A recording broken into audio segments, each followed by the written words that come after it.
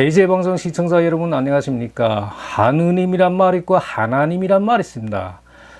하느님이 맞는지 하나님이 맞는지 이 둘은 또 어떻게 다른지, 그 다음에 천주교란 말이 있고 기독교란 말이 있습니다. 그럼 천주교와 기독교는 또 어떻게 다른지, 이와 관련해서 오늘 이야기 나눠보도록 하겠습니다.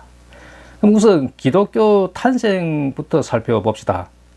2000년 전에 그 유대인 나라 이스라엘하고 있었는데, 2000년 전에 뭐 바빌로니아, 페르시아, 로마 제국 등등한테 이제 시달리다가 기원 63년에 이스라엘이라는 나라가 사라지고 유대인들이 세계 이제 사처에 이제 흩어져서 살게 됩니다.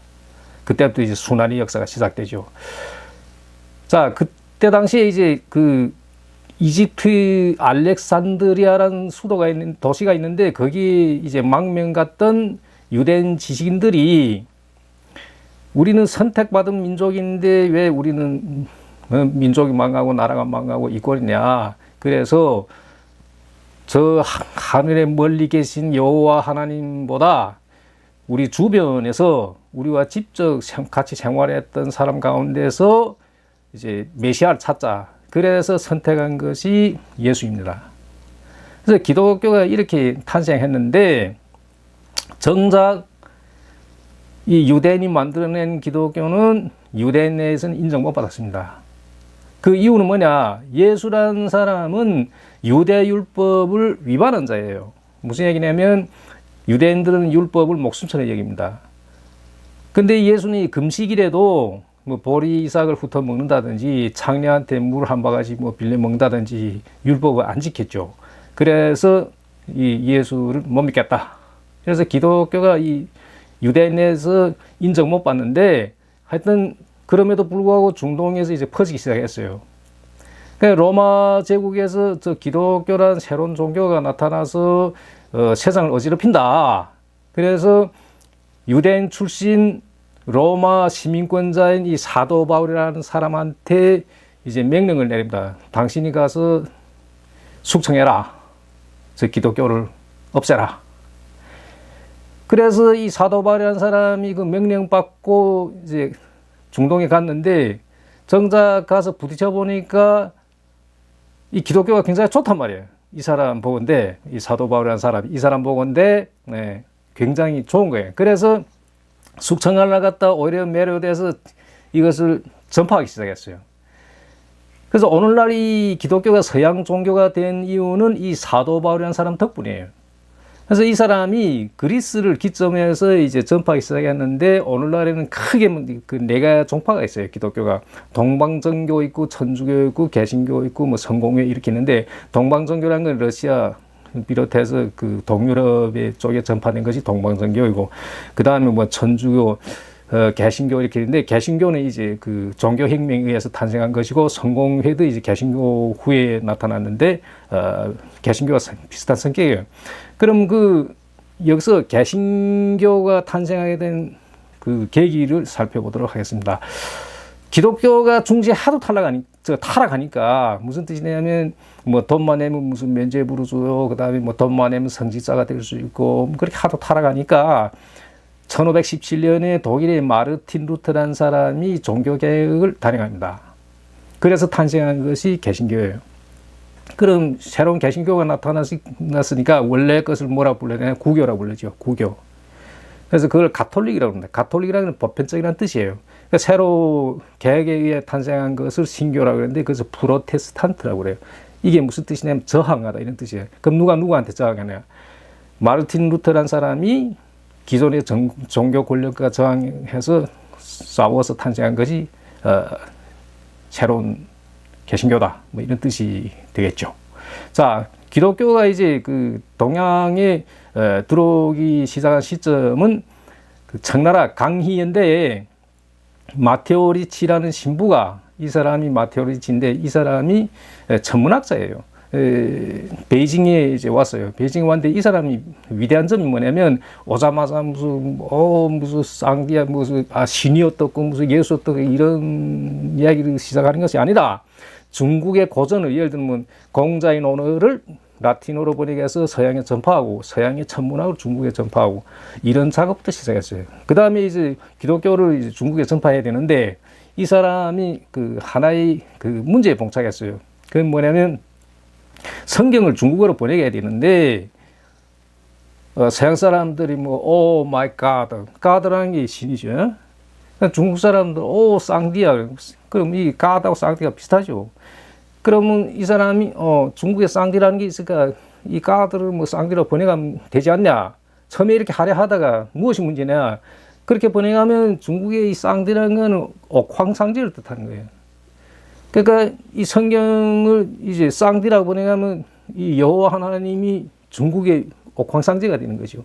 그래서 이걸 포기하고 하늘에 계시는 주인이다 이런 뜻으로서 천주라고 이제 번역한 것입니다. 그래서 천주교란 말은 이렇게 유래된 거예요.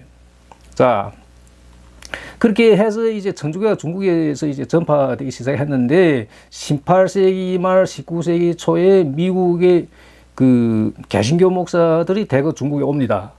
이 사람들이 와서 이제 전파하는 것을 중국 사람들 가만히 보니까 기존의 그 마테오 리치가 전파한 그 천주교하고 조금 다르거든. 그래서 그 중국 사람들이 그리스도교를 이제 중국말 지두교라고 번역한 거죠. 그 우리말로 기독교. 그래서 기존의 그 천주교하고 구분되어 이제 기독교 뭐 이렇게 된 겁니다. 사실상은 천주교 원래 개신교 이렇게 구분해야 되는데 그 천주교와 기독교, 그 개신교를 이제 기독교를 상징하는 것은 그렇게 돼버렸죠. 그 흐름이 한반도에 와서 여기 한국에서도 천주교와 뭐 기독교 하면 개신교를 뜻하는 뭐 이렇게 자리 잡아 왔던 것입니다. 자, 그러면 이 천주교와 이 기독교 원래 개신교라고 말해야 되는데 뭐 그냥 기독교를 합시다. 천주교와 기독교 그 어떻게 다르냐? 그 성경 있죠. 성경이 비슷하면서 다릅니다. 어떻게 다르냐면 성경은 구약성서와 신약성서를 나누죠. 구약성서는 유대인 역사고 신약성서라는 것은 이제 사복음서, 마태복음, 마가복음, 누가복음, 요한복음 이 사복음서에다 여러 편지를 묶은 것이 신약입니다. 자, 그런데 천주교에서는 성경이 구약이 46편이고 신약이 27편입니다. 자, 이에 비해서 기독교 쪽에서는 구약이 37편이고 신약이 29편이고 이 무슨 뜻이냐?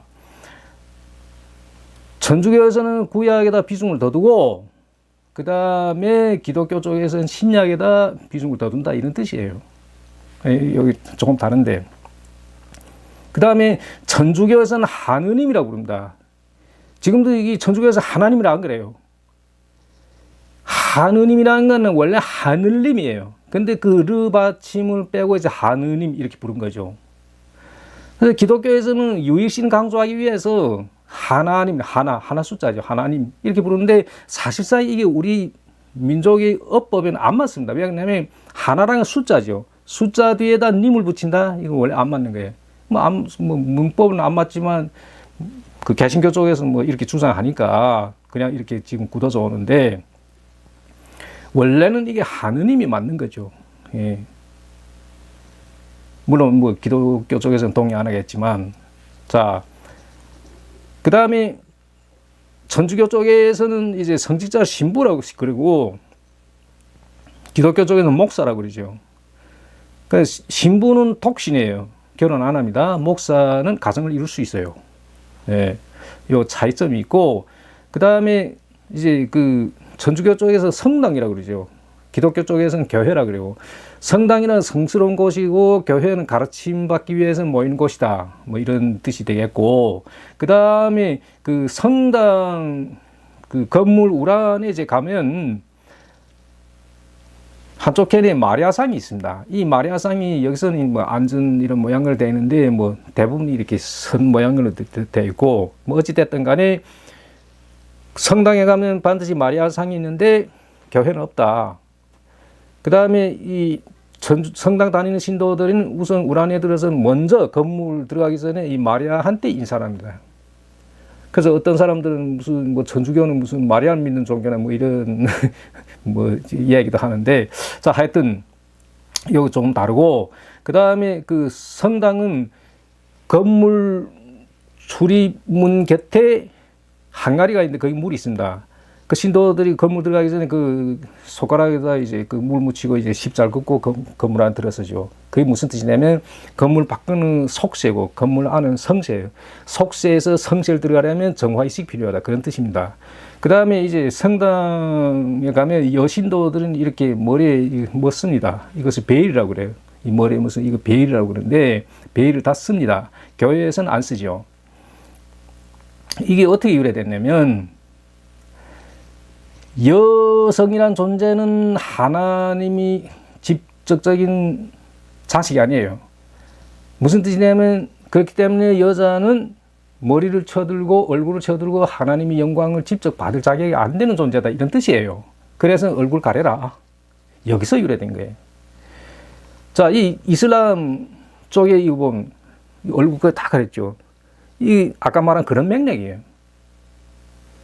여성이란 존재는 뭐 천하다 뭐 이런 데서 이제 온 거죠. 자, 그 다음에 이제 성당에서는 그 포도주와 빵을 맛보는 의식이 있습니다. 이 뭐냐면 포도주는 예수의 피를 상징하고 빵은 예수의 살을 상징하고 신도들이 이런 걸 맛봄으로 하여 나와 예수는 일체가 된다 이런 의식이에요. 그 다음에 이제 그 우리 주변에 그 밥 먹을 때 먼저 이제 식사 전에 앞에다 십자를 그으면 그건 천주교 신도들이고 그 다음에 눈 감고 뭐라 이렇게 기도하면 그건 개신교 신자들이고 이런 구분이 있고 자, 그 여러 가지로 이렇게 좀 다릅니다. 그러면 천주교 쪽에서는 원래 그 종교 개혁전의 의식들을 계속 고수하는 거고 이자 그 기독교 쪽에서는 그런 걸 많이 없앤 거죠. 간편하게 이런 차이가 있습니다. 이렇게 보시면 되고 그 다음에 이슬람교가 있는데 이슬람교는 645년에 모하메드라는 사람이 코란을 지어내서 이제 시작된 건데 이 코란이라는 탄생은 어떻게 된 거냐면 모하메드라는 사람이 어느 하루 이제 잠결에 알라 신이 나타나서 당장 받아 적으라. 그래서 모하메드가 벌떡 일어나서 받아 적기 시작했어요. 그것이 코란이라는 거예요. 코란의 뜻은 받아 적으란 뜻이에요. 이 코란이가 이슬람교의 경전입니다. 예. 자, 이렇게 유래된 거고. 근데 이 코란이라는 경전은 그 기독교 성경의 그 구약과 비슷합니다. 근데 그러니까 이슬람교도 뿌리는 유대교죠.